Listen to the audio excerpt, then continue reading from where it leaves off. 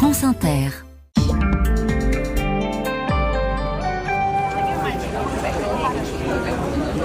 Sébastien, nous sommes dans les rues de Budapest, en Hongrie, qui vient de faire passer une loi très polémique sur les passeurs de migrants. Le gouvernement Orban, en effet, a décidé de remettre en liberté tout détenu étranger condamné pour trafic de migrants, à condition toutefois qu'il quitte la Hongrie sous 3 jours. Une décision prise le mois dernier, par décret, en toute discrétion. Étrange changement de cap.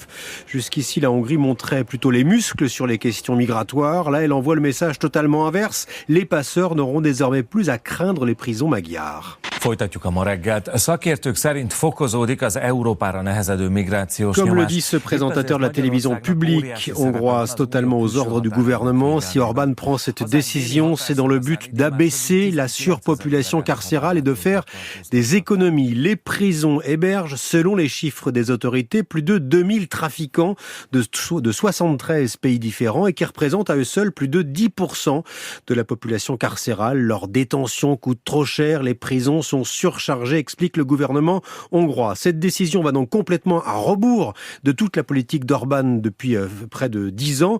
Viktor Orban, qui depuis 2015 se fait le chantre de la lutte contre l'immigration illégale, construction d'une clôture coûteuse, formation de chasseurs frontaliers et durcissement des peines contre les passeurs. Là, ça ressemblerait presque à une amnistie, dit l'opposition, et cela risque aussi de provoquer des tensions entre les détenus, car les Hongrois enfermés pour les mêmes faits se sentent désormais victimes de discrimination. La maison d'Adolf Hitler en Autriche va devenir un centre de formation pour la police. L'Autriche y formera ses policiers aux droits humains. C'est le dernier épisode d'un feuilleton qui dure depuis des décennies.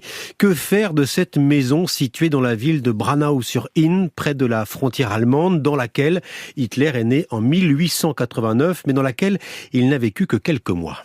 Das Problemhaus steht in Braunau am Inn. Cette question, que faire de cette bâtisse problématique, traverse le pays et les médias autrichiens depuis longtemps. Sous le régime nazi, la demeure avait été transformée en une sorte de sanctuaire à la gloire d'Hitler. La ville attirait alors des vagues de touristes. Après la chute du Troisième Reich et la mort d'Hitler, le gouvernement autrichien a loué la maison à son ancienne propriétaire afin d'éviter le tourisme d'extrême droite. Puis, elle a été louée par un organisme de bienfaisance, un centre de soins pour personnes en difficulté. Certains ont ensuite voulu la détruire, s'opposant à ceux qui pensaient au contraire que ce serait un déni du passé de l'Autriche.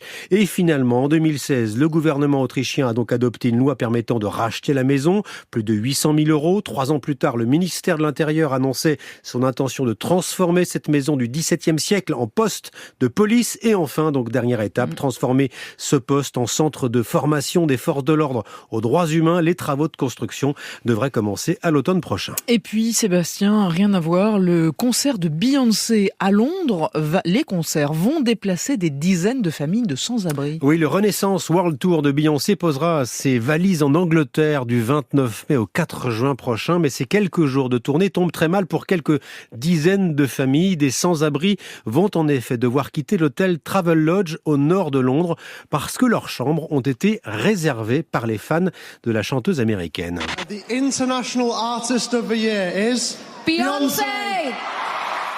Thank you so much. Beyoncé, très appréciée des Britanniques, elle a reçu le Brit Awards 2023 de l'artiste de l'année, comme on peut l'entendre ici, sauf que ce succès se transforme donc en cauchemar pour près de 30 familles en difficulté, jusqu'ici logées dans un hôtel situé dans le quartier d'Enfield, non loin du stade de Tottenham, là où se produira Beyoncé.